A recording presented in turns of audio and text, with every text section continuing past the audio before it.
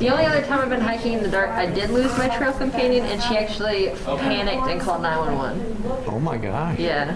That's a scary moment then. Yep. It was up at McAfee's. Wow. But it was just we just crossed paths, and she went like, if you go down, you can go down the fire road, or you can go down the other way, and I went down the fire road, and she did not. So we found each other in the parking lot. I can't imagine. That'd be scary. Yeah.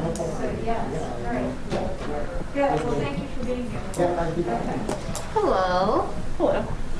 Are you guys doing the big event this year? We did it this past weekend. But it was not a big event. It was not, like no one was out downtown. Yeah, we canceled the in-person community portion. Oh. And so we just did a packing event. So Saturday they packed 354 dry meals for the agency on aging. Oh, it's so That's nice. nice. Yeah.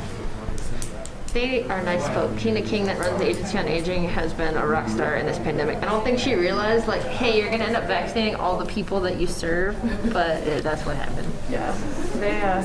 We have that dry meal program through my regular office. Oh, nice. And we've not been able to give them too long. You want to start us with the Pledge of Allegiance? This is pretty nice. Happy to, but I can't promise my brain won't freeze. You know, put it on the spot. I've only been saying it 1,100 times since I was taught. That would be great. The dog park was so nice when we did had the big event come up twice, and then COVID, and now it's like, oh, it'd be nice to like have them come back and make it look nice again. Did you all submit something? No. How's work? The group like has completely fallen apart during COVID. Like we used to meet once a month, and now there are a bunch of old ladies that don't know how to use Zoom. If you want to buy it, I'll let you know when it's the worst market I've ever seen. what we have. So I advise. Let me ask this question. Is it anything like before the market No. bubble pop? Homeowners that That's different? No. So we would have multiple offers then, but not like the 10 and 12. And there's one sold in Blacksburg today. It closed, they 40,000 over asking price. Oh my gosh. But you know, and it's not even just here. No, Out here it's in it's nationwide. Pulaski, and it's North. It's just like it's a nationwide issue. It is, yeah, it's insane. Well, they said that I was reading an article that finally millennials are in a place that they have enough money to buy a home. That's right. And so what's happening? So they've actually been able to get us some debt during the pandemic because they've been not commuting and they've been decreasing costs. So all the millennials who have, because of student loan debt, been unable to purchase are finally, and so I wonder if that's just saturating. So that's some of it, but some of it's because of '08 when we had the collapse, building stopped. And it stopped for like 4 years. And they've just not come back. They've not been able to fulfill like the needs of Me the growing too. country. It's horrible. It's absolutely horrible. Okay. There's no point I in paying. think we're about here. I know, I'm like, I could sell my house, but I think I'd be, I think I could rent. You're gonna have to move like out of. Yeah.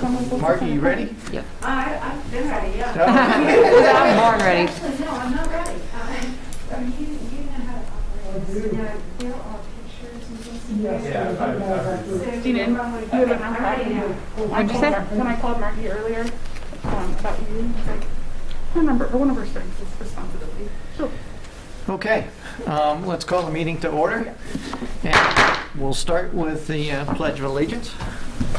Jean-Ann, would you lead us, please?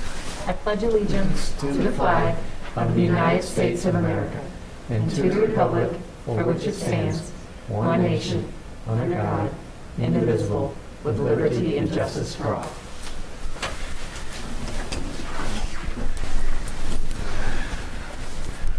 Okay, thanks for coming out tonight. We're going to open up with the public comments.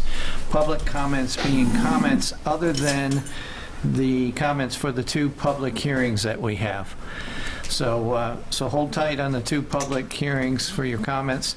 So I'll open it up to any other public comments, limit it to 5 minutes per citizen.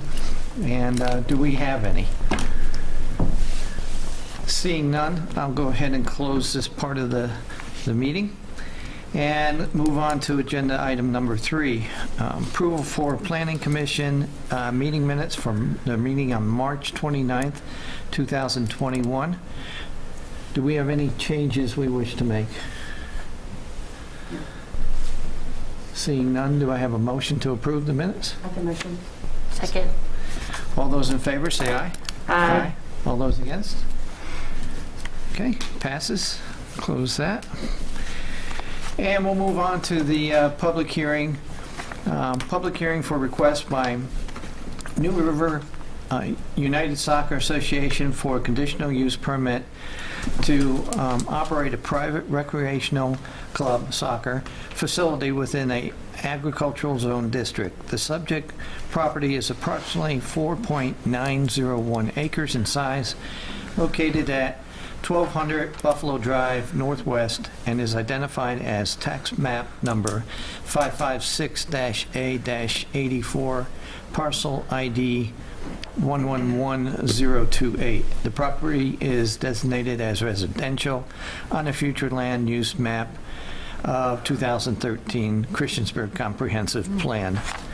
At this point in time, Margie, did you want to lead off with any comments before we open it up to the public? Certainly, Mr. Chairman, I'd be glad to.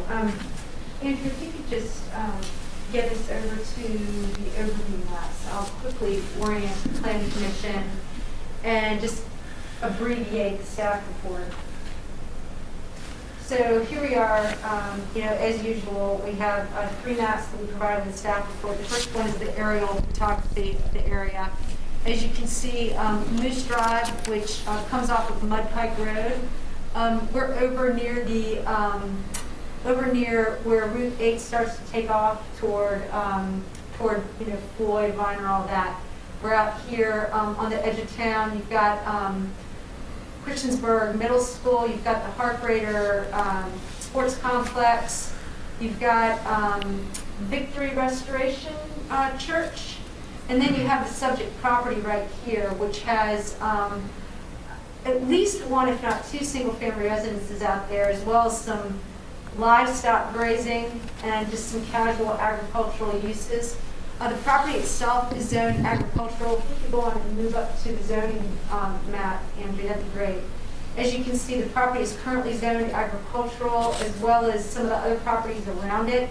You've also got R1, R2, and B3 zoning, which are residential and commercial zonings.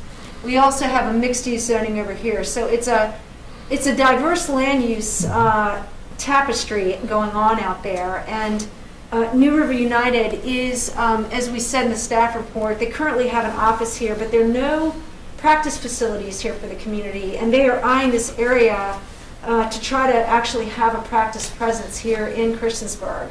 The applicants are here this evening to present their application, but as noted in the staff report, due to the the future land use designation for this area, coupled with the surrounding land uses, it's believed that this use is not out of keeping, or it is in keeping with a lot of the land use patterns going on in this area of town, especially when you think about the Heart Raider complex as well as the Christiansburg Middle School. So that would be my brief summary. I think, as I indicated, a site plan would be required if this were to be approved. Conditional use permits of this nature would be required to have a conditional use permit. And of course, staff also indicated a few areas of conditions that the Planning Commission may want to consider, just in terms of an annual review, perhaps some lighting restrictions, and maybe some hours of operation in order to control the noise. And that's pretty much it for that case. I think that, as I said, the applicants are here this evening to represent their application, and I appreciate your time. Thank you. Great, that was great. Okay, so let's open it up to the public hearing. If you wish to speak, go ahead, approach the podium, state your name and your address, please. Is it okay if I take my name? Sure. Thank you. I have a bit of an accent. I'm Leslie Fitzpatrick. I am the Executive Director for the New River United Soccer Association. Our offices are in Christiansburg, and I actually also live in Christiansburg.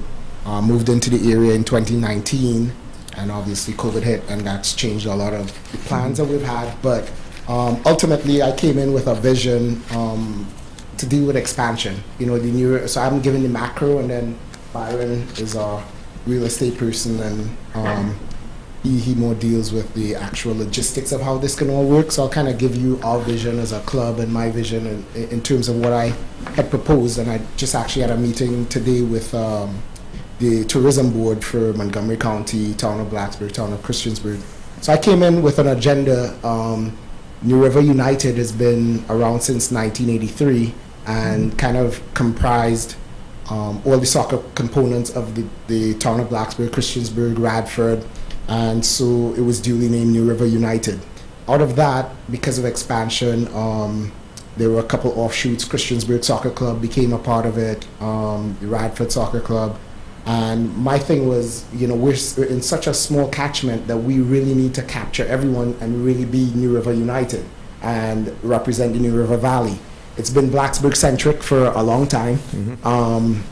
And me especially moving into Christiansburg and coming from Toronto and areas where you drive 45 minutes an hour to get anywhere, driving 7 or 8 minutes here to get to and from seems like a walk in the park for me. And so one of the things that I represented to our board was, well, where can we look for our own property? Right now we're heavily dependent on Virginia Tech. We pay a premium for their fields. It's a fantastic facility. You know, we have great access. We have a tournament on Memorial Day, which is our biggest fundraiser, and that draws in about 70 to 80 teams coming in from North Carolina, South Carolina, Tennessee, all the neighboring states. And part of my vision was bringing in New York, Ohio, international teams, and really developing the sport tourism component of what we do. We compete in 2 leagues for travel soccer, so from U11 to U19, top teams playing in the Club Champions League, the CCL, which runs Virginia, DC, and Maryland. And then lower teams compete in the Skyline League, which is kind of along the Skyline Belt. But on a weekly basis, every 2 to 3 weeks, we have clubs coming in from Northern Virginia, from down in the beaches, from DC, from Maryland. And so we bring a lot of bodies and revenue into the area, but we haven't really found a way to kind of capture that. Another part of that is because of where we are, and you know how we are in terms of being kind of landlocked and the mountains and everything. When we come in, it would be of much greater quality for us in terms of being attractive to going south and coming north if we're right off of 81. And so this property is smack dab right off of 81. It would give us a presence in Christiansburg, in addition to the 4 fields that are proposed to be developed in Christiansburg over by the Walmart area there. And then we looked at some other property over just off of 460 when you come off at Main Street there, close to the Eastern Divide Brewery. So you're looking now at between Virginia Tech and the fields that we have, those fields, if we can get the approval at Eastern Divide before at the Walmart type of location. And this, we're now looking at about 16 or 17 fields to be able to now push our tournament to maybe 100, 150 to 200 teams, which will, you know, just take us to another echelon in terms of sport tourism and bringing teams in. Another thing that I've looked at is I've been in talks with some of the professional leagues, because what happens, they bring in these big European clubs like Real Madrid and Barcelona, Manchester United to play against professional teams in DC and now in Charlotte. But what they really want when they come in their preseason is a location like this that's kind of off the beaten path a little bit, so the players aren't trying to go out at night. They have a secluded area. The altitude helps a lot for that. And they would come in for, let's say, like a week, 3 or 4 or 5 days in between their games. So if they play their game in DC, they would come here, they would train, then they would go play their game in Charlotte. And again, you know, the scale of what they want to do in terms of kids, the community, any of that is massive. Our camps will now be able to draw in from big sectors when we bring in those types of teams. And so my goal is really trying to promote this area as a sport tourism destination for all of us. And I see Christiansburg as a very important piece of that, especially because of that area coming off of 81 not just for us logistically as a club in our weekly type games, but overall just in that market. And the proximity to the Roanoke Airport is great. You know, you go into any big city in Toronto, you're driving an hour and a half, 2 hours to get to a facility like this, and you come here in Roanoke, 35, 40-minute drive, and you're right here. Tech and Radford are huge sells for us. Any clubs that come into play, or for our tournament, we do guided tours. We have a lot of their staff on our club staff. So when players are looking at, hey, I want to get recruited, I want to be part of the ACC, any of that, it just drives people towards us. And I think, I know Andrew just personally, just because of his kids being a part of the club, and we find a lot of that. And we were talking about, had we known even about the Christiansburg project with those 4 fields, we might have actually, try to even go in on a public-private thing with that, because we really want to expand our reach outside of just being that Blacksburg-centric.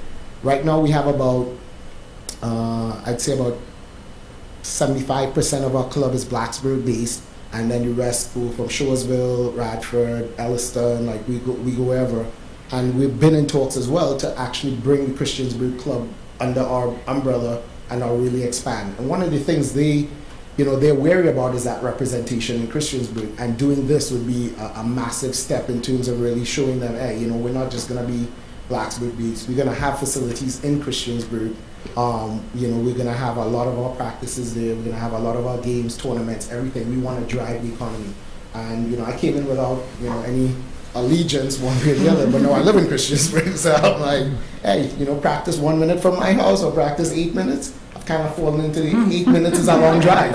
Yeah, so I just, I see a big macro picture of where I really want to take the club. I'm here initially for 3 years, but now I'm about to sign on for another 3 to 5. So I'm not going anywhere as far as I know. And, my vision really, it's about expanding us to truly represent the River Valley. And for me, Blacksburg, Christiansburg is the hub of that.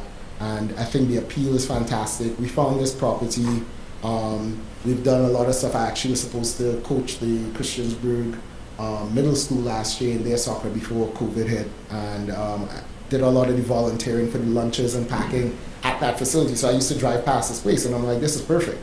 It's right there. We do some practices in our rec program with the Christiansburg. We kind of integrate at the rec level with the Christiansburg Soccer Club. And our membership right now is about 300 kids for travel, about 500 for rec. We have an adult league that's about 150 to 200. And then our academy, this is 100. And between the academy program and the rec programs, we do a lot of integration right now between them, just because of proximity and stuff. It's good. They do a lot of cross-play. And so if we brought in the Christiansburg Club now, we're probably elevating that by another, let's say, 200 kids across the board. So you're looking at about 1,200 to 1,300 players within the club, families, and everything that's driven with that. So that's pretty much where my vision is in terms of this property. And Byron was the one that found it and said, this works well. The operator complex is there. There's a lot of family-friendly stuff around. And this was one of the things when I talked to the town of Blacksburg, I'm like, if their vision was like, well, we're not really into the sport part of building these facilities and stuff, but I'm like, well, we're family-oriented. So you want to build a park, you want to build a skating rink. When parents drop off their kids, they have younger kids with them, they'll go participate in any of those things. They'll go to the park, they'll go on a walk in the trail, they'll do whatever it is. So I think there's a natural symbiosis between what we want to do and what that neighborhood represents. And again, logistically, I think it just makes sense for us, just coming off of 81. Anybody playing now in Roanoke, what they would do is they'll play a game with the club in Roanoke and then stay overnight and then come play us. So play us first and then go to Roanoke. And now instead of maybe that extra 10 or 15 minutes coming off of 460, it's just a straight shot for them if they stayed and they came to play. So that's kind of the vision that we want.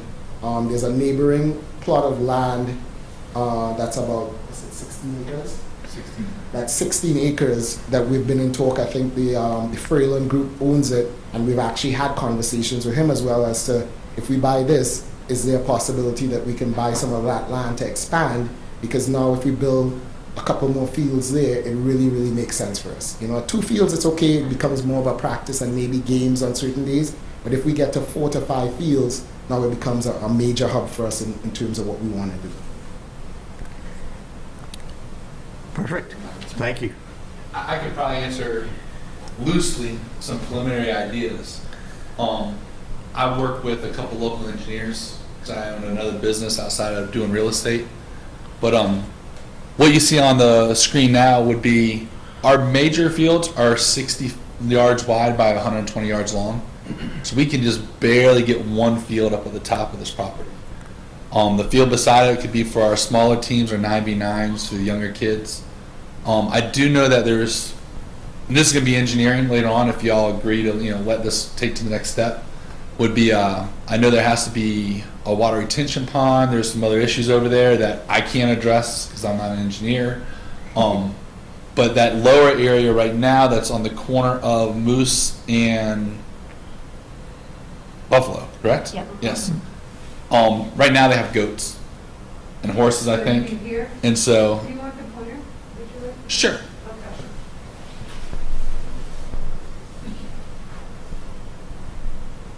Yeah, there you go. So this area right here would be great for possible maybe retention pond, but also parking. I don't know if we do the joint thing. I don't know how big of an area a retention pond would be needed. But right here, when I did the math, using the GIS, and we went out to the property also, we walked it a couple of times before we put the offer in. We shot with the rangefinder, so it's loose. But you have enough area here from this blue line to this blue line to actually get 4 lanes of parking and then 2 travel lanes through it. It came out to about 64 parking spots. Now I don't know what that means as far as parking and a retention pond. I know that the club's original idea right now is just to keep this one building. This is the main house. It was the residence they used to be used. It's got a great foundation, has a couple minor issues, nothing big. The 2 buildings here, at least one would probably be disposed of. They're more sheds, they're really worn down, and there's a lot of storage underneath the main house in the basement that they could use for soccer balls and everything else. I say they, but I also coach the club. So, the idea we really wanted, though, I think there's one more picture, right, with using Fralins. Yeah. So, this was the big idea: is we really had to get all 3 of these fields here, and still leave this area for parking or what have you. And again, engineering. If we asked Fralin about cutting a line from this corner where Victory Restoration is to this corner here, and I think it came out to just around 3 or 4 acres. I know there were some other issues with maybe having to put a road through this main area, and really we don't need that kind of space, I don't think.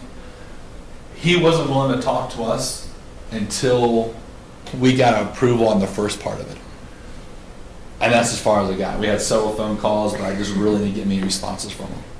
So that would ultimately be the long-term goal for the club as far as facilitating, having a big enough area to get good practices, get a lot more exposure there. 2 helps, especially with the other 4 fields that you talked about. But this would be the main objective. Very good. Yeah, I don't know if you have any questions about the property. As you know, property is hard to find.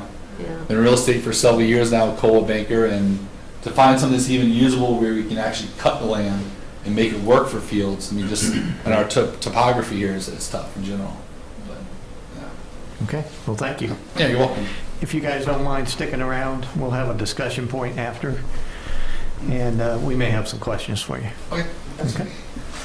Anyone else wishing to speak in this public hearing? Seeing no one, we'll close this part of the public hearing and move on to section number 6. The second public hearing for the night for a request by JBC Properties LLC to rezone approximately 4.82 acres of a 5.311 acre parcel from agricultural to R1 single-family residential. The subject property is located at 345 John Lindley Limley Lane southeast and is identified as residential on the future land use map of 2013 Christiansburg Comprehensive Plan. So, Margie, you want to give us a opening on this one? Certainly, thank you, Mr. Chairman. So we're going to go to the other side of town, up here. We were just over this way, now we're headed over to the other side, out Roanoke Street. And we have, at the end of John Limley Lane, which, this is, it's kind of a large lot, single-family residential area that backs up against some undeveloped agricultural land. The property in question is currently not developed. If we could move over to the next sheet, that would be great. Here's the zoning of that area. And as you can see, the property is zoned agricultural, and the applicant's requesting that it be zoned R1, consistent with the large lot subdivisions that are generally around the area.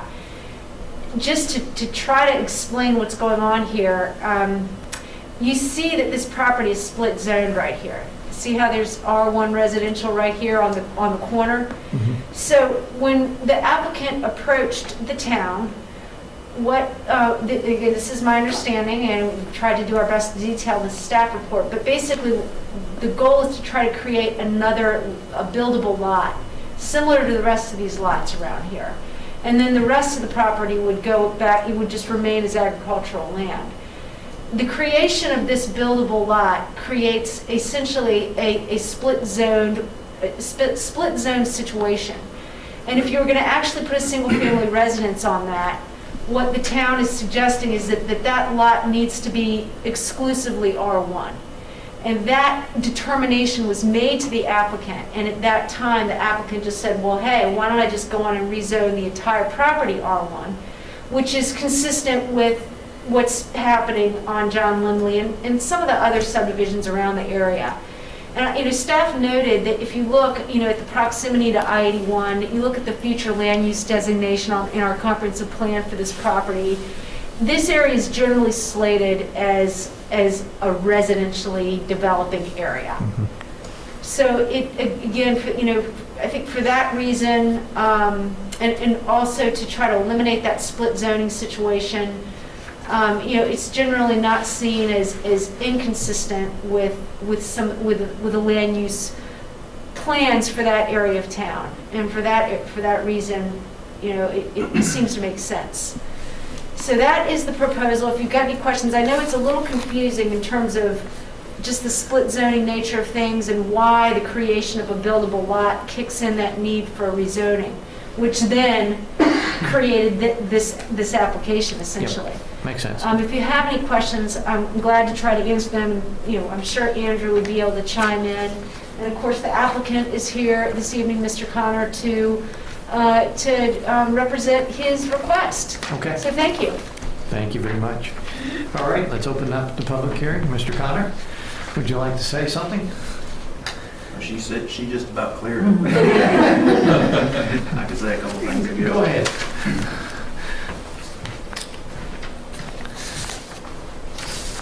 Thanks for hearing me. I'm Tim Connor. I'm the managing member of JBC Properties, and we own a lot of the land in behind this piece of property. Is basically the reason we purchased it is to try to create, a better entrance, because the property around it doesn't have good access. So when I first went to come to you guys, I just wanted to see if we could do a buildable lot off the edge there, kind of like the rest of them in size-wise, and then maybe just attach the residue to the rest of the property just to give it, better access, because it is kind of in a bowl. And that's really it in a nutshell. I guess that's about all I can say. She about cleared it, but the importance is just for access. We're not really planning on doing any other building there, but just wanted to see if we could get one buildable lot off that kind of matches what else is there. Okay, well, thank you. If you don't mind sticking around a little bit too, we'll have a discussion point. Anyone else wishing to speak at this public hearing? Seeing no one, then we'll close this part of the meeting and move on to the discussion. So, open discussion on the the property for the New River United Soccer Association. We'll open that up to the commissioners, and if you don't mind, I'll start. First of all, Leslie, a great presentation. I appreciate your comments on it. I've had 2 of my daughters have played in NRU, and they started out in Christiansburg, and we looked for fields to play, and really had a hard time. Yeah. We played at the Moose Lodge one time. We played out just about out of town in front of a church, and it was net ball was bouncing all over with a fence between the field and the major road. Right. And it just didn't add the quality of soccer that Christiansburg needed. And of course, both my girls ended up going to Blacksburg to play. Right. And it was great. They did well. It was good that they could play in Blacksburg, but on the other hand, it was a disappointment that we didn't have facilities in Christiansburg for them to play. Yeah. So I'm a great advocate of the park and the 4 fields that we have coming. Yeah. And I have seen what it can do to the community, to the extent of going on travel teams, staying at hotels, looking at the soccer fields, looking at the thousands of people that come in, and the money and the revenues for the town. Yeah. It's amazing. Yeah. So I'm all for promoting additional soccer fields and exactly what you had presented, growing the soccer community in Christiansburg. So yeah. Kudos to you and your gang. Thank you. Thank you. Yeah, I mean, at first it seemed like when I came in, it just seemed like that was that natural progression where kids would start off in a smaller club, and because they didn't have the facilities or the coaching or the infrastructure, they would just gravitate to Blacksburg, to New River at that point. And then even at some point, that would be limited in scope, and then they would end up going, for the ones that really wanted to go to the next level, say college or something, they would go to Roanoke, or some of them even go to North Carolina. Yeah. And I'm like, why are we sending our kids that far? We have the access here. We have the college coaches on staff. We have facilities. We can develop facilities, and we can keep everything within the New River Valley. So there's no reason to. And one of the things I've done, I mean, we've been steadfast for what we have in this area. The quality that we put on the pitch is amazing. Like, we just played games this weekend, and I think we were playing a Richmond club, and every score was upwards of 8 goals. We were winning games by 8-0, 9-0, and they were upset. They were like, "Oh, we traveled 3 hours and they're running the score up." And I'm like, "Well, we're paying the money. The kids are there. How much are you going to hold them back? If we need to move up in a higher division. But ultimately, what we're producing here deserves the right infrastructure in place for these kids and giving them this opportunity." And I think that was a big reason that the board brought me on board, was just that they believe that I can then bring that magnitude of thought and vision to the area that would really start pushing the area. And again, my thing is, especially maybe coming from the Caribbean where there's so much tourism, and then you see what the value is to a country or to an area when you bring in these tournaments, or you bring in these these outside groups, and ultimately COVID gave me a whole new view of what this area presents. I went hiking, I went camping. I was not doing that in any urban area, trust me. And so I was lucky. I had some families that kind of took me in their little bubble, and this area is just rife for something like that. And so I'm happy to hear that we probably do have the support of you guys to maybe make this a reality, and like I said, I've spoken to Mr. Warren a lot, even in terms of us having some type of exclusivity to maybe 1 or 2 of those fields, because we know that we could drive a lot of revenue. And then if we purchase, we're certainly not going to be like, oh, we just want soccer. We're going to give, because lacrosse wants fields, like every sport wants access, and because of the topography, like Mr. Young said, and just finding flat space is tough. So yep. The more that we can generate that, the better it is for everyone in the community. Thank you. So commissioners, questions? I think my biggest, so I'm excited, I'm all about this, but I think my biggest question, and I imagine it's going to be a part of the planning, is parking. I think that is my biggest concern. to make sure that y'all have enough parking there for all the folks, because I love your vision. I think you did a great job, both of you, of selling that vision. And I'm guessing, am I correct, Margie, that as it goes through, that will be a part of the conversation for planning to figure out how many spaces are required to have for parking in that area if they're going to have 2 fields and tournaments? Yes, it is. We have a parking section of our zoning ordinance that would kick in as a result of the conditional use permit and the site plan requirements. So right now, admittedly, just looking at the parking code, and I'll have to get with Andrew on this, it doesn't specifically speak to soccer fields, but there are facilities that are listed in our parking ordinance that are similar to, and the way the parking ordinance is written, there's a bit of latitude there in terms of how we determine the parking requirements. And that latitude is sufficient to make sure that in the end we get enough parking out there to meet the needs of the facility. I feel pretty confident that we have the ordinances necessary to do that with. Andrew, do you have anything to say to that? I mean, as far as just how the parking would be addressed through the site plan review process and how the standards would be applied? Any thoughts on that? I think you have it. I mean, it's really a matter of during the site plan process, that's when it would be defined as the number of parking spaces, and they would need to meet the demand. There's potential for some off-site or shared parking, but that would have to be an agreement with Montgomery County Public Schools at that time, if that's who, or potentially with the hospice. What could be another option for shared parking as well.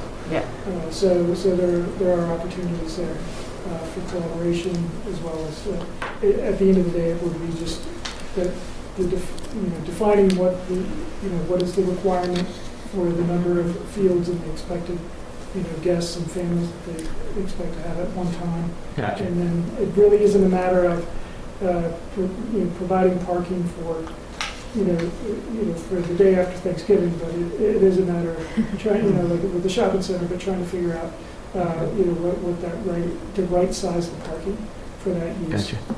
Thank you. And I trust that the site planning process will figure that all out. That, I think, would probably be the only holdup, would be, is the land big enough for the 2 fields and the parking? But I think that will be discussed as you all move forward with the process. Yeah. My only other question would be general time frame of when you think you'd be operating the fields, just to be considerate of the folks around, and as we think about maybe some possible conditions. So what would be the ideal time of operating for you all? Well, just to touch on the parking first, like Andrew said, that was my first thing, and obviously because I had a relationship with the school, and we have a relationship with the Montgomery County MCPS, where we do rent spaces from them in Blacksburg for schools and with the towns, that we could try to work out something collaborative, because if you really look at when we practice or when we play, it's after school hours. Mm-hmm. So it's not like it would be a conflict of interest in terms of using that facility, and even if it's a rental agreement or whatever that generates some money to that regard. Additionally, because of the space and because we don't really have enough to build beyond those 2 fields, if we just have that space, we can turn some more of that into parking if we really needed to. And one building we thought about keeping for office space and storage and stuff, but if we did need to, just to be compliant, there's no reason to say that we wouldn't do it. In terms of a timeline, our biggest thing, because it's a private seller, is really just getting the property at first, and then really seeing the feasibility of when we could put it in place. Like we said, it's not a crazy rush, because we have existing facilities that we use, and we know that those fees coming in at Walmart actually helps us a lot. But I would say, if we can get everything done in terms of being able to purchase the property, that similar type of timeline by, let's say, fall of 2022 would be probably something that's feasible in terms of when we'd be able to do it, just, in terms of making sure we have the funds, the capital, everything to go into doing it. But the first thing would be actually being able to buy the property, knowing that we'd have the zoning rights and everything to be able to build on it. Thank you. And then as far as hours of operation, we need to have tournaments there, we need to have practice What are you thinking for that? So right now we run our practice schedules usually, and again, this is like very specific to this town where kids can actually get to the field by like 4:30, you know, and like in other areas you can't start till 6 or 7, whenever parents can get there. We usually start our first practices at like 5. Yeah, 5, and they end by 8:30 at night. And then similarly with tournaments, because the teams usually play 2 games in a day, and if we're not really, if they are lights, then obviously you can go a little bit later, and in the summer hours you can go a little bit later. But typically, when you go to all of these tournaments, the last round of games on days start at like 6. You know, so by 7:30 or whatever, because you know people want to get to dinner. They might have been their second game for the day, so it's not something that you're running into 10 o'clock at night or 11 o'clock at night. And certainly, if we needed that type of facility to do that, we would probably lean more heavily on the facility at Walmart or Tech, where there's nothing around in terms of residential to like to put a damper on people's nightlife or anything like that. So, you know, we would have ways to work around it, and I think it was one of the things when I came in, I was like, 8:30, okay, what do we do now? And everybody's like, oh, we go to bed or we go home. And I'm like, I'm just starting to work at 9 in Toronto, you know, like we use our second set of fields for the older age groups went from 9 to 11, because that was just when you could get on a field. Yeah. So yeah, so this is something very different for me, but it actually works out in terms of quality of life. So It's good. Well, and it sounds like too that's just naturally in alignment with most of our noise ordinances that we have. So it sounds like what you're thinking would fall in with what we already have in place. Thank you so much. no problem. Thank you. Commissioners, any more questions for our applicant? I hope to see you back again to rezone the rest of it. I look forward to it, and maybe for more business, because ultimately, like I said, my thing is really kind of taking this and some other ventures and bringing it into the town and bringing it into the area, and really working together with you guys, not just on stuff like this, but sport tourism across the board. And you know, whichever way we can work together, and we can lean on you guys for support, or vice versa. That's where I really have my vision at this point in time. Thank you very much. Thank you, sir. Thank you so much. Thank you. Margie, Andrew, anything that we're missing here that we're not bringing up? Well, it would be if, you know, if planning commission would want to explore any conditions. You know, a typical condition would be the annual review. I like that, To look yeah. at and sometimes that has been at 6 months. You know, with the construction schedule, would it make sense to do it 18 months or 24 months out? You know, with this particular conditional use permit. And there is a time frame of 24 months that, you know, that there would need to be some initiation on the conditional use permit. There can be a year extension from that, but again, so I'm not sure if the annual inspection would be something that, So I at least for the see what first you're year, saying. would make sense. Right, so it may be too premature in 12 months. 24 months would be key to the extent that we can then observe what activity has been taking place. Correct. Yeah, I see. And then another thing, you know, we had just thrown into, not thrown, that's not the proper way to say it. We mentioned the staff report was just any kind of lighting. You know, is there going to be some kind of light, are there any light spill issues going on there? And it's really, perhaps that's a question for the applicant. Just because there are residential areas all around the vicinity. So That's just probably more a Leslie question. I think loosely, I don't think lighting is as much of an issue, because even the terms you travel to in bigger metropolitan areas, our games don't typically go past, the last game is 6 o'clock or so, and in the summer hours and stuff when we're playing, it's usually still light. And like you said, we have Tech and other places like that could facilitate if we need a later game or something, because we're not looking to lose access to the other places, just kind of add them all together. And I think also because there's Hawk Radar, there's other places around there that already have lights and stuff, so we would probably fall into the same type of vision as whenever the ordinances say we would have to take the lights off, then that's fine with us. I don't think it would become a conflict of interest. Okay. do our lighting ordinances have restrictions on, I'm just asking the zoning administrator here, do they have restrictions on to hours of of lighting? I don't think typically we, No, I mean, that would really be the function of a conditional use permit. yeah. I mean, if there were, if we do require conditional use permit when a light pole is of a certain height, you know, so if they want to go over a certain height, it would be that. But I mean, I think an hours of operation condition can also get it, even if there was lighting, you know, it wouldn't be, Right. it wouldn't be too intrusive. And then also, I mean, if lighting was proposed, that would be something that, you know, we don't have very stringent language, you know, such as you can't have, say, so many foot candles go over a property line. Right. But we do have language that just, in general, says that you cannot cast glare onto another property, you know, that would be considered a nuisance.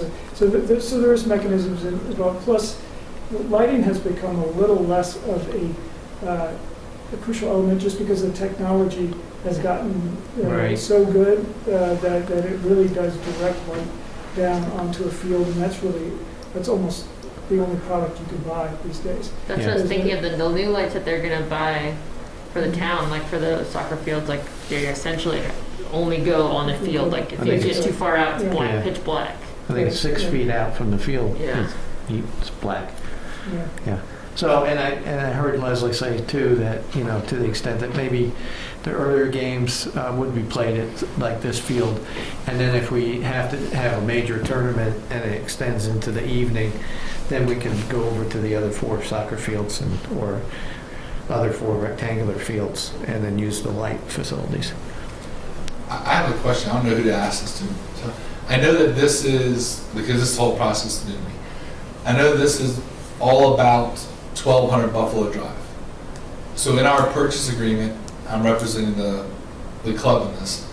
We have contingencies in the purchase agreement that, you know, obviously we have to have our feasibility studies.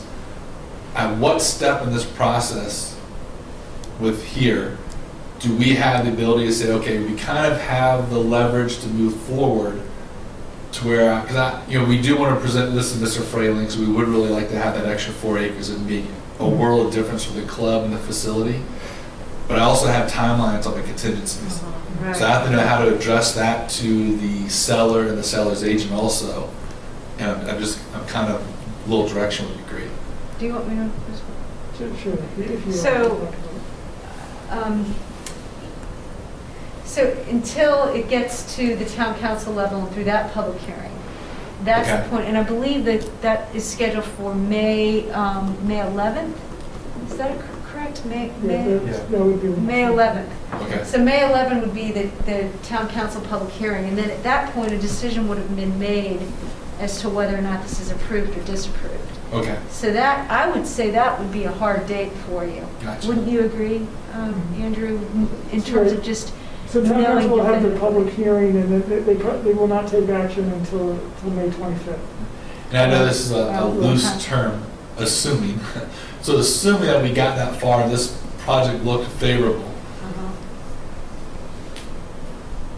At that point, we'd reapply if Frayling was willing to separate that property.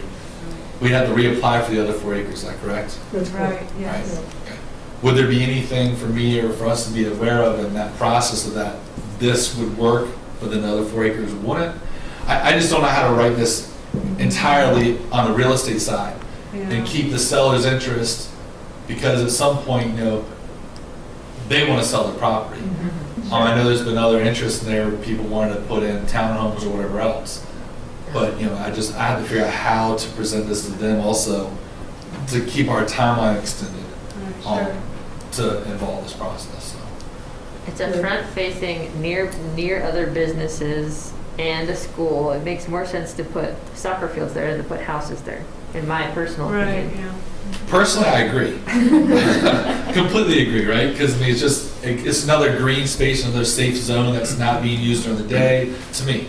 But yeah, okay. Right, so it would require a separate application. You know, Okay. and it would be a similar process to what you're going through now, and it'd be running a different time frame at a later date. So, so this would be, you know, it would be completed though. So you would know you would know where you stand with the property that we're talking about tonight. Tonight. You know, and then it would be additional time. Okay, you know, gotcha. needed.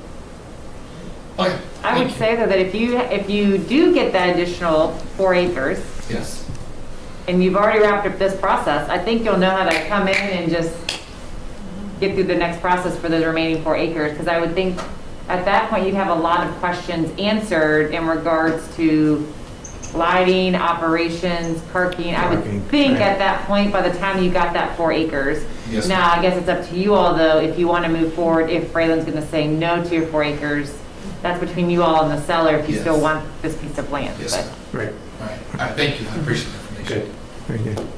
Is there any chance of weekend tournaments? I'm just thinking like hours of operation, like would there be matches on Saturday or Sunday? Yeah, that's the main match. So we don't do matches during the week. Okay, Everything would be Practice Saturday, week. Sunday. Tournaments would always be maybe a Friday night if you get them in. So we strategically, our fundraisers, our tournament fundraisers, Memorial Day weekend, because we would want to go catch people coming in. They'll probably come in on Friday, stay Saturday, Sunday, and we give them that buffer of the Monday for travel day. Because a lot of times you go to these tournaments and then you finish at like 5 or 6 on the Sunday, and for us, we're driving 4 hours to get back here from Northern Virginia, and so the kids are getting back late and all of that. So we try to choose strategically to have that Memorial Day weekend so that families are not rushed. And then even some families might be like, oh, well, we'll just stay an extra day. So now the hotels get an extra day of revenue as well because the families are going to stay, and then they can leisurely get back on the Monday. But tournaments are typically always weekends and match days, unless it's like rec, which is localized, that they might have a Friday game or something. The adult leagues, sometimes it's Fridays, maybe in the week there might be something, but for the most part, everything's weekends in terms of games. And what time is the first game on, say, a Saturday and Sunday, traditionally? Well, because of travel, so like if we have by our league rules, if it's just a league game, we're not allowed to even start before 10 because sometimes teams are coming 4 or 3 hours away, so you got to give them time to get in if they want to come same day, if they don't want to go the night before. And then same thing on their way out, you want to finish by about 6 or so they can get out. On tournaments, you might start your first game at 8 a.m. because they would probably come in the night before, and if they have the early games, you want to get through a full slate of games on that day, so you'll probably start your first ones at 8 a.m. and again by like 6 p.m. you're probably going through your last games. Yeah. Thank you, that's helpful. Just thinking about hours of operation and being that there are residential properties nearby, like a Saturday, Sunday morning, crowds coming in at 7:30 a.m. That's something to ponder as far as conditions. Yep. Very good. And I assume if we have that Freeland property as another point of reference, it probably comes in because that property is not very much residential on that side, right? So we can probably build where they're coming in on that side and not really hitting the residential part of town when they're coming in. So we direct traffic that way. Maybe we have parking lots on that side, and you just make your access point from there. Thank you. Good.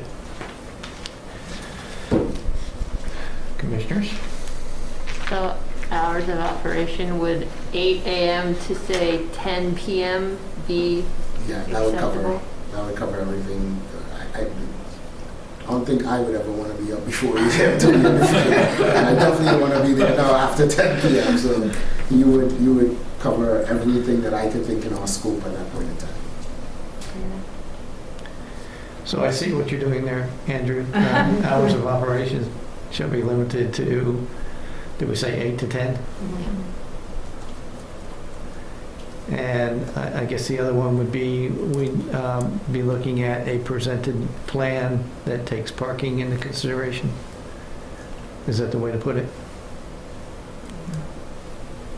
With I don't think that needs to come here. Because I think they're already going to do Since it. they would be required Yeah. to meet site plan requirements. Okay, Yeah. site plan, that's right. Yeah, That's what I so was looking for. and that is part of the code. It doesn't necessarily need to be a condition Okay. since it's embedded in the zoning ordinance already. Got it.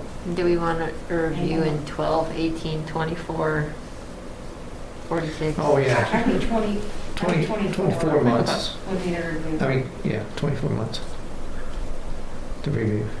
Make sure that some activity has started. And just for some additional information, we plan on using Gay and Neal for the site plan. And Okay. Mr. Neal is very familiar with the property. He's We know him well. approached on several times.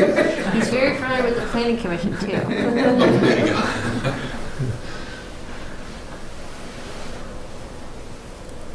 Anything else? We can work out that language, but that's generally. Yeah, I think that will do it. Anything with the lighting that we need to put? I'm not worried about one. I would think that in 24 months, if there's a concern about the lighting, then we can address, like, Yeah, if Bill have been concerns at that point. Okay. Okay. Well, do we have enough information to take a vote tonight? I think so. Okay. Do I have a motion? I move to approve with the proposed conditions. I can second that. We have a second. All those in favor, say aye. Aye. All those against?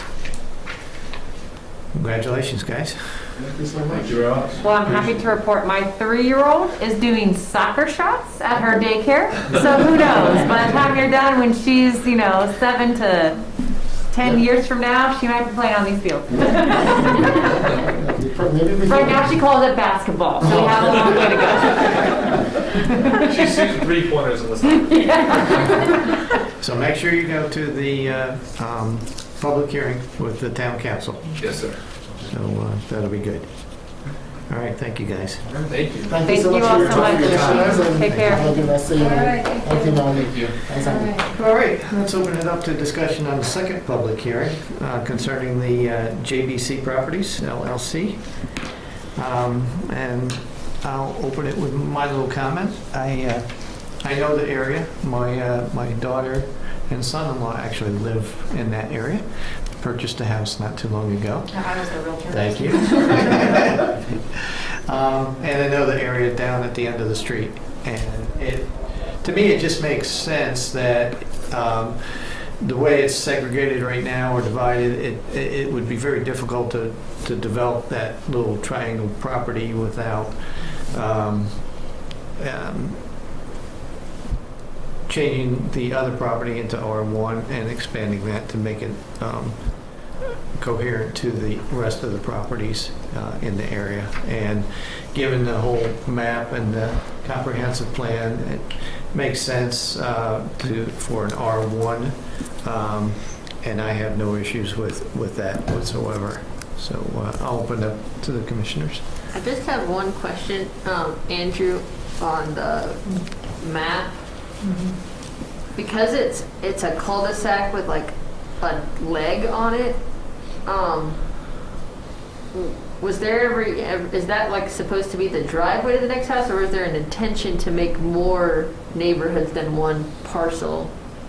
So this is a town-owned pump station here at 340. Oh, okay, that makes sense then. I was like, what is that The thing? frontage would be here that they would be carving out. Gotcha. Or, Okay. Potentially for an additional lot, and then the remainder would be joined with an existing parcel that Mr. Connor owns. Thank you. Because I was like, it's definitely not a house with how small it is. Is it just a road? Okay, that was my only question. So, Mr. Connor, I had a question for you too. Is it your hopes to actually develop that rest of that property back in there and put additional homes? No, it actually joins on the south side. It's just open space. It can't never be developed. The south portion. To the west side, that is in the town. I guess you could do something there, but it's more just recreational use. I just have poor access to the property down below and, the way it sits. Got it. So that's why I was, talking to them about cutting one lot off to get the buildable lot, to have the buildable lot. And really, the rest of the land is in the creek bed, so, you ain't gonna be able to do much with it anyway. Got it. So really just attaching it to that southern portion that's already just open space, it really just makes the open space piece bigger, to be more just for recreation. Makes for a nice backyard for that one house. It does. It makes me intrigued by that property. I'm like, oh, look at all that land. There's trees. Don't have to mow. True. I don't have any concerns. I don't either. So, anything that we should be looking at further, Marky or Andrew? I think this one's pretty No, I don't. straightforward. No, yeah, it's fairly straightforward here. Yeah. You know, we can't know what the future holds. Right. But for the time being, you know, we just have to, you know, we have to base, you know, what we, you know, base our point of view on what the applicant is saying and of course what the future land use designation for the area is, and kind of, you know, generally speaking, I mean, you know, within the corporate limits, the areas of town that are zoned agricultural, you know, one of the things I have noticed with the community is that the town of Christiansburg and the surrounding urban areas, Blacksburg, you know, they're really doing a great job of absorbing a lot of the population growth, you know, and from a planning perspective, it's a really great thing. You know, when you go out into the country, you're really out in the country, and you're out in the country very quickly.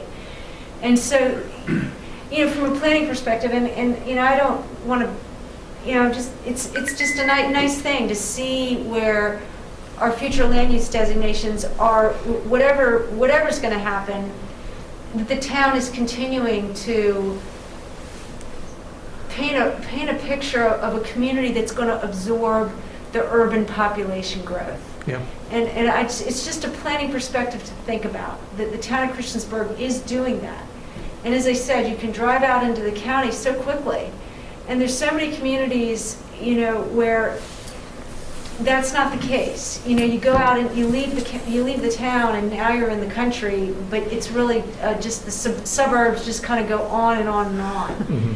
And so that was just one of the things that I noted when I was reviewing the application, is that it's consistent with that intent for an urbanizing community, even in a rural area, that the population growth and that in continuing to move the agricultural lands within the corporate limits to the future land use designation zoning seems appropriate, given the overall growth patterns happening in the area, and clearly the high demand for housing in the community. So that's whether or not this is envisioned by the applicant as changing in land use or not. From that perspective, from just a planning perspective, I think that this land use application is consistent with that idea that the town of Christiansburg is meeting the needs for its population growth. Good. Good. I agree. So. All right. Are we ready to take a vote? Do I have a motion? I can motion. Do I have a second? Second. Okay, we have a motion, a second. All those in favor, say aye. Aye. All those against, say nay. Passes. Congratulations. Thank you. All right. All right, closing that period of discussion, we'll move on to other business. Margie, you were first. Go ahead. What happened to the school board? Why did that? I was like, someone's going to ask it. You know why they decided that, why Valley changed their mind, or? So our understanding is that after further kind of evaluation of their operations, that they may not have been able to do everything under one roof and one property. So the idea of having two locations with two operations, that made them kind of take a step back, is my understanding, and so that was one of the reasons why they withdrew, and that's what was explained to me. Okay. But we did not have much discussion from the neighborhood, by the time that they withdrew. Right. And I think there was some interest that you saw tonight, but we hadn't heard one way or the other. Okay. Really, my understanding is it really did come from the applicant, in their desire just to make sure that it was the right fit for their business. Okay. Well, that's a shame. Yeah. That's all I have, thank you. Okay. Artie, any other business you want to bring to our attention? You know, I guess just to let you all know, as far as just, you know, right now, orienting to my position in the planning department, you know, I'm on a fairly steep learning curve, but it's coming along. And, you know, our public hearing schedule it's pretty much the focus of my attention right now, is really the work that I'm doing, preparing the planning commission for these public hearings. That and just kind of the internal development review happening between, you know, in building, planning, and engineering. You know, stuff that doesn't require public hearings, that are administratively approved. So that's kind of just to let you all know that that's the focus of what I've been doing within this first, I guess I've been here 30, a little over a month. So, you know, and just taking the time to just observe and just orient myself to the town systems and just to familiarize myself with kind of the way things are done here. And, you know, I feel like I'm getting a pretty solid grasp of that. And then at, you know, some point I will be sitting down with management and talking about, I know one of the big things that, you know, keeps coming to the surface, and during the interviews for this position, there was a lot of discussion or questions around surrounding the comprehensive plan, and the need to update that. So, you know, that is certainly sitting there, and I don't know how familiar you all are with the need for the update, because every 5 years, really, localities are supposed to be looking at and updating their comprehensive plan to keep it current. So that issue is not going away. It's just a question of, you know, being positioned to be able to handle that, you know, well. You know, given the caseload, given the current planning activity, just making sure we have a strategy and a plan of action that's going to get us where we need to go. But as far as I know, the Planning Commission is going to be an integral part of the working sessions that are going to actually get us to that revised and updated comprehensive plan. So you all will have a very important role coming up in coming months, and I'm assuming I'll be sitting down with management talking about kind of how we're going to be getting from point A to point B. And I'm hoping we will have a forum here where we can get input from you all about this process and what you all envision in terms of how that goes. Wouldn't you think, Andrew, that at some point? Yeah, absolutely, and leaning heavily on the comprehensive plan subcommittee, and once, you know, and I think we're in a position this meeting to talk about subcommittees, but that's certainly something that I know we're going to have to huddle up on. Definitely, and so that you're clear on kind of how subcommittees have run with the Planning Commission, and then we finalize what the rosters would be for the for the subcommittees moving forward. And just to let you all know, in my experience, I have not worked with subcommittees of planning commissions. It's just, this will be new for me. But I've done a lot of work sessions with planning commissions around code amendments, comprehensive planning, all kinds of things. But we've actually done it as a collective, not in a committee format. But that's perfectly fine. Well, and don't worry, it'll just be more fun. It just means you get more time with us. It's online and offline. So we're such a shy group. So respond really well to whiteboards and drawing. Well, and those are the kinds of things I'll be really curious to know more about, is, you know, kind of what that process, what does work for this commission in terms of how we set the stage and create decision-making frameworks and create a public process that's going to really engage you all and also engage the public. I mean, that, you know, that's a whole just aspect of planning, is, you know, the public process is a huge part of what we as planners do, is engaging the public in community building. And we have a great asset right here that was part of the 2013. I'm the only one. Really? Yes. Everybody Well, else see, left. that's, Everybody scared them off. left. I should probably leave. Yeah, so, and that's the thing, you know, how do we engage the members here to get that background, get that information so that we can start to really set the stage for what we're doing? So anyway, just a little bit of background about what I've been up to and to let you know that, you know, this, I don't feel, and I know that, you know, just based on my interactions with management, that you all are just, it's not just about these public hearings that are so vitally important. And by the way, thank everybody for showing up tonight, because we almost didn't have a quorum. Right. And there's a tremendous amount of work that goes into preparing for these commission hearings. It really is. And there's a lot of expense that goes to it too, with the legal ads and all that stuff. So thank you all so much for responding to my outreach. Well, it's important to the applicants too, right? Like they have a deadline. They Oh, yeah. No, it's critical. So again, thank you all for being so responsive. I only know of one public hearing that we didn't have a quorum since I've been here. And so that's a pretty good record. That is It good. doesn't happen often. I think I've had 2 in 9 years that I've experienced. Okay, good. That's a rarity. Yeah.